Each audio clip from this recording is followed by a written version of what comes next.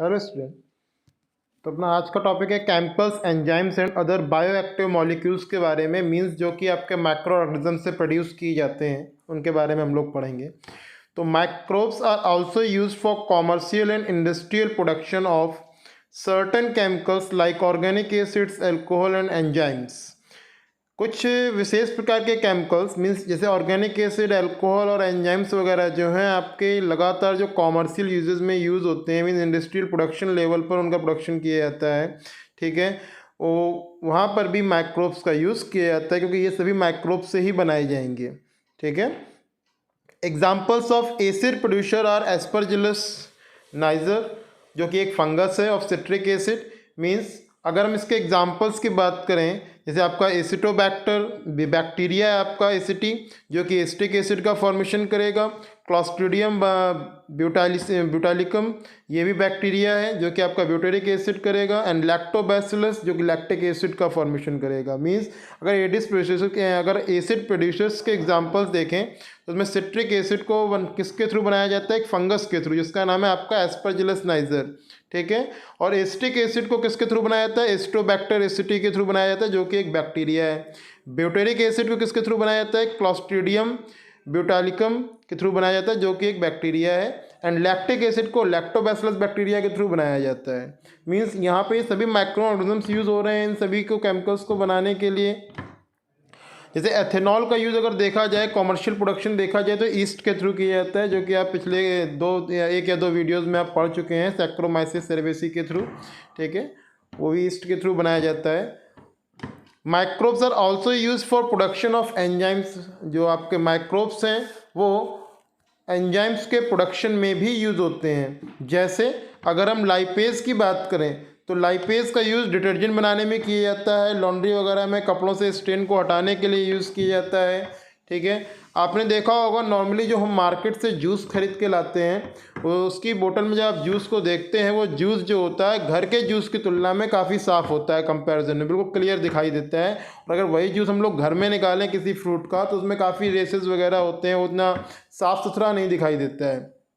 उसका रीज़न क्या होता है कि जो बोतल का जूस होता है वो आपका पैक्टिनेजेस वगैरह के थ्रू और प्रोटीजेस के थ्रू साफ़ किया जाता है ये, और साफ़ करने के बाद ये पैक किया जाता है ताकि ये ख़राब ना हो। जैसे अगर हम बात करें बैक्टीरियम स्ट्रेप्टोकोकस देखें, तो बैक्टीरिया स्ट्रेप्टम कोकस जो है आपका स्ट्रेप्टोकाइनेस को प्रोड्यूस करता है। ठीक है, और इसको आप कहाँ पर यूज़ करते हैं? जेनेटिक इंजीनियरिंग में इसका यूज़ होते हैं। ठीक है, जेनेटिक इंजीनियरिंग के थ्रू इसको मॉडिफाई किया जाता है। और माइकोकार्डियल इन्फेक्शंस में, माइकोकार्डियल इन्फेक्शंस कौन से इन्फेक्शंस होते हैं? जो कि हार्ट अटैक को लीड करते हैं। मीन्स जिसके कारण से हार्ट अटैक आता है, ठीक है, वो है आपका माइकोकार्डियल इन्फेक्शंस, उनको ये क्रिएट करते हैं। वाले पेशेंट्स जितने भी होंगे, इनकी ब्लड वेसल्स में जो क्लॉट हो जाता है, उस क्लॉट को हटाने में यूज़ होता है। क्लॉट बस्टर के फॉर्म में इसको यूज़ करते हैं। किसको? स्ट्रेप्टोकाइनेस को। ठीक है, नेक्स्ट आपका एक और बायोएक्टिव मॉलिक्यूल है जिसको हम लोग बोलते हैं साइक्लोपोरिन ए। ठीक है, ये साइक्लोपोरिन ए क्या होता है? ठीक है, ये साइक्लोपोरिन जो ए है ये आपका इम्यूनो सप्रेसिव एजेंट के फॉर्म में यूज़ होता है। अब सर ये इम्यूनो सप्रेसिव एजेंट क्या होता है? मीन्स जब किसी ऑर्गन का ट्रांसप्लांट होता है तो बॉडी में जो फॉरेन पार्टिकल्स वगैरह, फॉरेन पार्ट वगैरह जो बॉडी के अंदर जा रहे हैं, तो आपकी बॉडी एक्सेप्ट क्यों करेगी? भाई बाहर से कोई पार्ट आ रहा है। ठीक है, तो आपके बॉडी के जो इम्यून सिस्टम को सप्रेस कर दिया जाता है, मीन्स वो कोई रिस्पॉन्स ना दे। ठीक है, और इसका फ़ायदा उठाकर कुछ जो आपके फंगस वगैरह, कोई वायरसेस वगैरह होते हैं, वो अटैक करते हैं और आप किसी और रीज़न से, किसी और कारण से आप बीमार हो सकते हैं। और इसी की बात करें कि आपका स्टैटिन होता है। स्टैटिन क्या होता है कि ये आपका मोनस्कस परप्यूरिस नामक ईस्ट से बनाया जाता है। ठीक है, और ये स्टैटिन करता क्या है? ये आपके ब्लड के अंदर कोलेस्ट्रॉल लेवल को कम करने के काम में आता है। अब ये कोलेस्ट्रॉल लेवल कम कैसे करता है? आपकी बॉडी में जिस एंजाइम के थ्रू ये आपका जो कोलेस्ट्रॉल क्रिएट होता है, इस कोलेस्ट्रॉल उस एंजाइम को इनहिबिट कर देता है। मीन्स उसके सिक्रीशन को कम कर देगा। जब उसका रिस्पॉन्स ही कम हो जाएगा, जब उसका सिक्रीशन ही कम हो जाएगा, तो बॉडी में कोलेस्ट्रॉल का फॉर्मेशन ही नहीं होगा। और जब बॉडी में कोलेस्ट्रॉल का फॉर्मेशन नहीं होगा तो ब्लड में अपने आप कोलेस्ट्रॉल का अमाउंट क्या हो जाएगा, कम हो जाएगा, क्योंकि जब कोलेस्ट्रॉल लेवल बढ़ता है तो ब्लड का फ्लो जो होता है वो स्लो हो जाता है और इसके कारण से हार्ट अटैक भी हो सकता है। तो वहाँ पर स्टैटिन का यूज़ करते हैं। स्टूडेंट्स, अपना अगला टॉपिक है microbes in sewage treatment plant. ठीक है, माइक्रोब्स जो होते हैं सीवेज का ट्रीटमेंट कैसे करते हैं। तो बेटा सीवेज आखिरकार है क्या, सीवेज है क्या? सीवेज मीन्स आप देखें कि पर डे हमारे शहरों में, गांवों में, आप देखें गांवों में तालाब वगैरह बने होते हैं, ठीक है, जहाँ पर पूरा गांव का गंदा पानी जाके इकट्ठा हो रहा है। शहरों में आप देखिए सीवर लाइन बिछी हुई होती है, ठीक है, बोलते हैं सीवर बना हुआ है। जो लोग शहर में रहते हैं वो लोग जानते होंगे इस चीज़ को, कि शहरों में और कस्बों में या गाँवों में आप देखते हैं कि पर डे इन्होंने कितना वाटर जो है वो वेस्ट हो रहा है। मीन्स कहीं गोबर बह के जा रहा है, कहीं पर वेस्टेज बह के जा रही हैं, ठीक है, मीन्स ह्यूमन एक्सक्रीटा वगैरह भी बह के जा रहा है। ठीक है, ये जो वेस्ट वाटर है, ठीक है, इसमें मेजर कंपोनेंट अगर देखा जाए तो ह्यूमन का एक्सक्रीटा है, ठीक है, जो एक्सक्रीटरी पार्ट के रूप में बॉडी से बाहर निकाला जा रहा है। ठीक है, और म्यूनिसिपल वेस्ट वाटर वगैरह जो हो गए, ये सभी मिला के सब कहलाते हैं सीवेज। जहाँ पर भी इनको इकट्ठा कर रहे हैं, ये पूरा जो चीज़ है ये है सीवेज। ठीक है, और देखा जाए तो इस सीवेज में है क्या, मीन्स इस सीवेज के अंदर है क्या ऐसी चीज़ जो हमें इसको ट्रीटमेंट करने की ज़रूरत पड़ गई। इस सीवेज के अंदर दो चीज़ें मेन है आपकी, एक है ऑर्गेनिक मैटर, दूसरा है microbes. First is organic matter, second is microbes. ठीक है, जो आपके ज़्यादातर माइक्रोब्स होते हैं, क्योंकि ये सब एक्सक्रीटरी प्रोडक्ट्स हैं, एक्सक्रीटरी थिंग्स हैं। ठीक है, इसमें जो आपके माइक्रोब्स हैं वो ज़्यादातर पैथोजेनिक होते हैं, मीन्स कहीं ना कहीं आपको किसी न किसी तरीके से बीमार कर देंगे। मीन्स अगर हम इसको एक नेचुरल तरीके से, मीन्स जिस तरीके से ये आ रहा है उस तरीके से अगर रिवर्स वगैरह में इनको हम छोड़ दें, डायरेक्टली डिस्पोज कर दें, ठीक है, और इसको हम ट्रीट ना करें, तो ये आप समझ सकते हैं कि किस तरह की खतरनाक बीमारियों को फैलाएगा। इसलिए इन वाटर को, इस सीवेज को डिस्पोज करने से पहले, डिस्पोजल करने से पहले हम इसको पहले ट्रीट करते हैं। और ये ट्रीट करने के लिए बहुत पुराने समय से अपने यहाँ सीवेज ट्रीटमेंट प्लांट्स बने आ रहे हैं। जिस तरह से गंदगी बढ़ रही है उसके सीवेज ट्रीटमेंट प्लांट्स का और नहीं किया गया, उनको नहीं बनाया जा रहा है, लेकिन सीवेज ट्रीटमेंट प्लांट से इस सीवेज को ही ट्रीट किया जाता है। दरअसल जो सीवेज ट्रीटमेंट प्लांट होते हैं, मीन्स एसटीपीज जो होते हैं, इसमें जो वाटर को ट्रीट किया जा रहा है, जो आपको सीवेज को ट्रीट किया जा रहा है, वो आपका हेटरोट्रॉपिक माइक्रोब्स के थ्रू ट्रीट किया जा रहा है। मीन्स जब ये हेटरोट्रॉपिक माइक्रोब्स अगर उसमें जो प्रेजेंट है, उसमें अगर वो अपने आप को सर्वाइव रखना चाहते हैं, मीन्स अपने आप को ज़िंदा रखना चाहते हैं, तो वो उसके अंदर प्रेजेंट ऑर्गेनिक मटेरियल्स को पूरा खा जाएंगे। ठीक, उसे खाना स्टार्ट कर देंगे, और जब उसे खाएंगे तो उसके लिए बहुत सारी रिक्वायरमेंट भी होगी, उनके ऑक्सीजन वगैरह की रिक्वायरमेंट भी होगी, बहुत सारी चीज़ें वो बनाएंगे भी जब उनके नंबर्स, उनके ग्रोथ होंगे। तो किस तरीके से इन हेटरोट्रॉपिक माइक्रोब्स को सीवेज के ट्रीट के लिए यूज़ किया जाता है, वो चीज़ हम इसमें पढ़ेंगे। मेनली क्या होता है कि इसमें बेटा दो स्टेप्स होते हैं। कौन कौन से दो स्टेप्स होते हैं, 1 मिनट।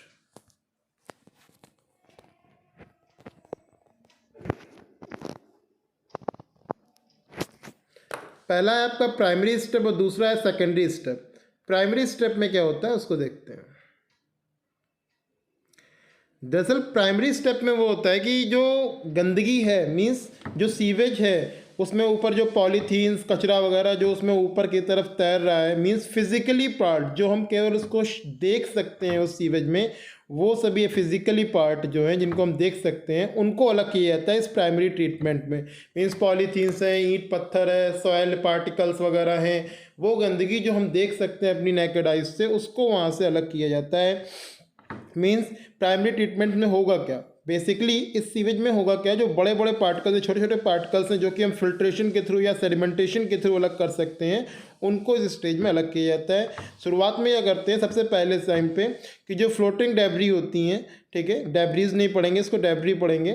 जो फ्लोटिंग डेब्रीज होती हैं, डेब्री होती हैं, उन्हें हम आपका सीक्वेंशियल फिल्ट्रेशन के थ्रू रिमूव करते हैं। सीक्वेंशियल फिल्ट्रेशन मीन्स चलनी लगी हुई है उसमें छान दिया, इस तरीके से अलग करते चले जाते हैं।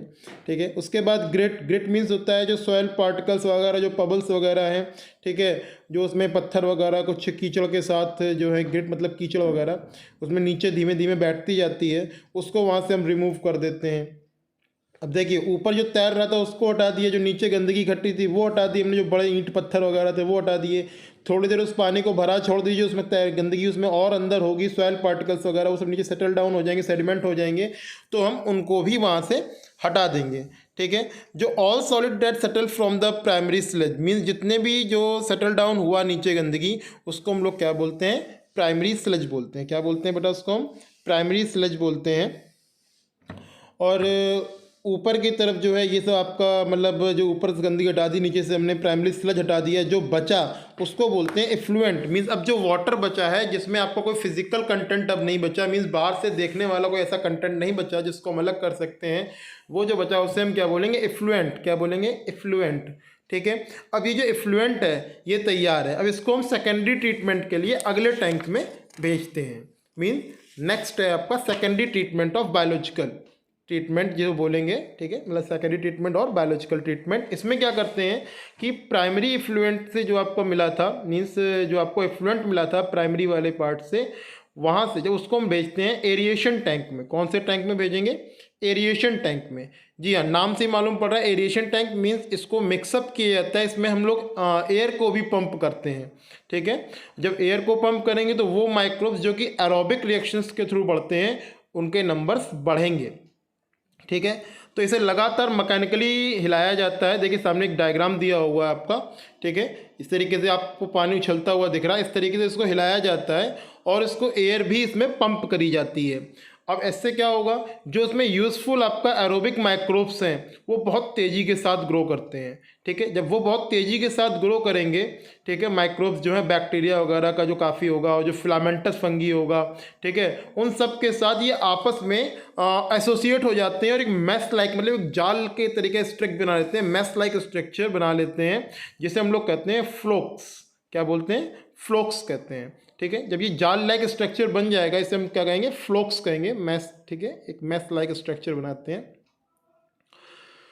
अब जब ये ग्रोथ हो रही थी, मींस जब इस पानी को हिलाया जा रहा था काफ़ी तेज़ी से और उसमें एयर पंप करी जा रही थी, तो बैक्टीरिया अपनी आप की ग्रोथ कर रहा था। जब ये बैक्टीरिया ग्रोथ करेगा तो इसको बहुत सारा एनर्जी की ज़रूरत होगी, तो एनर्जी की ज़रूरत होगी तो ये उन ऑर्गेनिक मैटर को कंजप्शन कर जाएगा, मींस उस पूरे ऑर्गेनिक मैटर को कंज्यूम कर लेगा, ये एक बड़े पार्ट को कंज्यूम कर लेगा।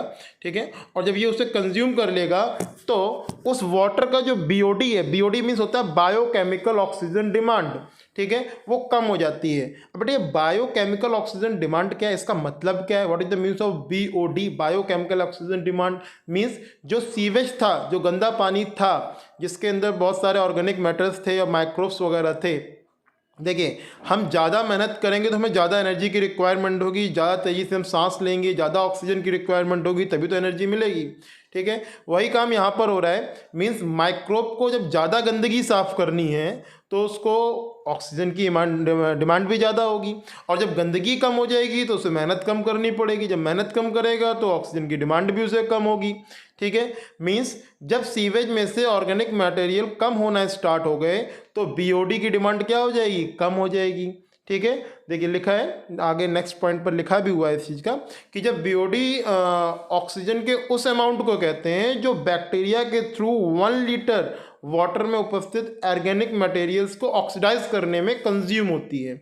मीन्स 1 लीटर गंदे पानी में जो बैक्टीरिया है वो बैक्टीरिया जब उसके ऑर्गेनिक मटेरियल्स को कंज्यूम करता है तो जिस ऑक्सीजन की रिक्वायरमेंट उस बैक्टीरिया को है उसको हम बोलते हैं बीओडी।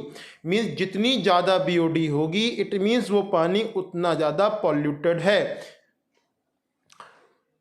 ठीक है, और जैसी बीओडी कम होने लगती है इट मीन्स वो पानी साफ होने स्टार्ट हो गया है। ठीक है, और हम सीवेज ट्रीटमेंट प्लांट में सीवेज का तब तक ट्रीटमेंट करते हैं जब तक बीओडी बहुत कम ना हो जाए, और जब बीओडी कम हो जाती है तो उसको हम लोग रिवर्स वगैरह में डिस्पोजल कर देते हैं, छोड़ देते हैं वहाँ पर। ठीक है, इनडायरेक्टली बीओडी जो है वो आपकी वो जल में प्रेजेंट ऑर्गेनिक मैटर्स को मेजर करता है। मीन्स अगर बीओडी ज़्यादा तो ऑर्गेनिक मैटर ज़्यादा, अगर बीओडी कम तो ऑर्गेनिक मैटर कम। मीन्स वाटर वेस्ट में बीओडी जितनी ज़्यादा होगी उतनी अधिक उसकी पॉल्यूटिंग इंटेंसिटी होगी।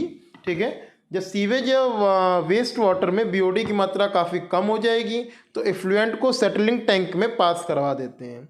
मीन्स जब आपका सीवेज है उसका बीओडी कम हो गई, अब जब बीओडी कम हो गई मीन्स बायोकेमिकल ऑक्सीजन डिमांड जब कम हो गई तो उसको अगले सेटलिंग टैंक में भेज दिया जाता है। अगले सेटलिंग टैंक में क्यों? सेटलिंग टैंक नाम से ही मालूम पड़ा सेटल होने वाला, मीन्स जहाँ पर सेटलिंग होगी मीन्स सेडिमेंटेशन होगा, मीन्स वहाँ पर जो आपका हमारा जो फोल्क बना था गाढ़ा सा वो नीचे बैठना स्टार्ट हो जाएगा। ठीक है, ये जो फोल्क नीचे बैठ रहा है इसको हम लोग बोलते हैं एक्टिवेटेड स्लज। जो पहला था हमारा उसको बोलते थे प्राइमरी स्लज, और अब निकल रहा है उसको बोलेंगे एक्टिवेटेड स्लज। ये जो एक्टिवेटेड स्लज होता है इसका थोड़ा सा पार्ट उठा के हम वापस से एरिएशन टैंक में डाल देते हैं। वापस एरिएशन टैंक में क्यों डाल देते हैं? जैसे कि आपने देखा है दूध में हम थोड़ा सा दही डालते हैं फॉर वाई इनोकुलम, ठीक है, उसीलिए इसमें भी डाल देते हैं ताकि जब उसे फिर से तेज़ी से हिलाया जाता है तो अपने नंबर का वो बहुत तेज़ी से ग्रोथ करता है और वापस से फिर से बहुत बढ़िया और भारी फ्लॉक बना के तैयार करता है, जिससे गंदगी और तेज़ी से साफ होती है। तो एक्टिवेटेड स्लज के कुछ पार्ट को हम लोग एरेशन टैंक में डाल देंगे जो कि एज अ इनोकुलम वर्क करेगा। ठीक है, और स्लज का जो बचा हुआ पार्ट है मीन्स थोड़ा सा तो हमने डाल दिया वापस एरेशन टैंक में, अब जो पार्ट बचा हमारा जो आपका एक्टिवेटेड स्लज था इसको उठा के हमने डाल दिया एक एनारोबिकली ग्रो करने वाले जो बैक्टीरिया का एक बड़ा सा टैंक था वहाँ पर डाल दिया। मीन्स हमें हमारे इलाके से उठा के दूसरे के इलाके में डाल दिया गया, और जब दूसरे के इलाके में जाएंगे तो भैया सीधी सी बात है मार खाएंगे। ठीक है, तो जो आपका एरोबिक बैक्टीरिया था जिन्होंने स्लज बनाया था इनको उठा के डाला गया एक दूसरे टैंक में जो कि एनारोबिक स्लज डाइजेस्टर कहते हैं। इसको हम लोग क्या बोलते हैं? Anaerobic sludge digester. अब इस एनारोबिक स्लज डाइजेस्टर में क्या है कि जो वो बैक्टीरिया प्रेजेंट होते हैं जो कि एनारोबिकली बहुत ज़्यादा तेज़ी से ग्रो करते हैं। ठीक है, तो ये क्या करेंगे? ये फंगी को और बैक्टीरिया को जो कि एरोबिकली ग्रोथ कर रहे थे उनको डाइजेस्ट कर जाएंगे, उनको खा जाएंगे। और जब ये उनको डाइजेस्ट करेंगे, खाएंगे उनको, मीन्स जब उनको डाइजेशन करेंगे तो बहुत सारे गैसेस का मिक्सचर प्रोड्यूस होगा जिसमें मीथेन, हाइड्रोजन सल्फाइड वगैरह, कार्बन डाइऑक्साइड वगैरह बहुत सारी गैसेस होंगी और ये पूरा मिक्सचर कहलाता है बायोगैस। इसमें सबसे खतरनाक तो मीथेन ही होती है। ठीक है, तब ये कहलाता है आपका बायोगैस। इस पूरे प्लांट को क्या बोलेंगे? बायोगैस, जो कि काफ़ी इन्फ्लेमेबल गैसेस होती हैं जिनको हम एज ए एनर्जी सोर्स भी यूज़ करते हैं।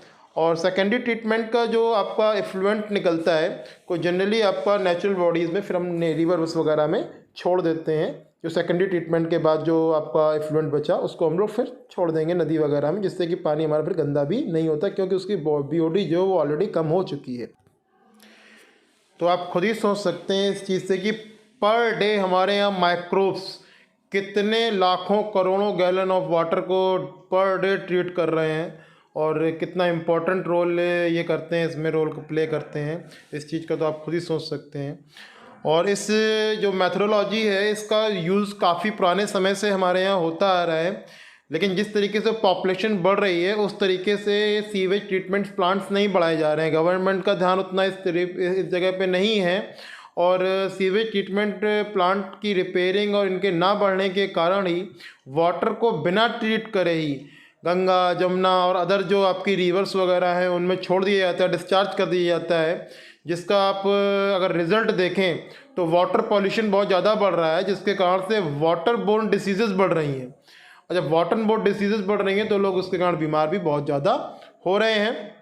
अगर आप देखें तो गवर्नमेंट अपनी Ganga action plan, Yamuna action plan वगैरह बहुत चला रखे हैं उन लोगों ने, लेकिन ये प्लान तभी रियलिटी में सक्सेस होंगे जब हम सीवेज ट्रीटमेंट प्लांट्स के नंबर्स को बहुत तेज़ी से बढ़ाएं और वाकई में वहाँ पे ये चीज़ हम देखें कि वाकई में वहाँ पर लोग वर्क कर रहे हैं। मींस वाटर को या सीवेज को विदाउट ट्रीट करें तो कहीं रिवर्स वगैरह में नहीं छोड़ा जा रहा है। अगर छोड़ा जा रहा है तो उसको रोकना होगा, तभी ये बीमारियाँ, ये प्रॉब्लम्स हमसे दूर होंगी। तो इस वीडियो में इतना ही। नेक्स्ट वीडियो में हम लोग स्टार्ट करेंगे microbes in production of biogas. Thank you.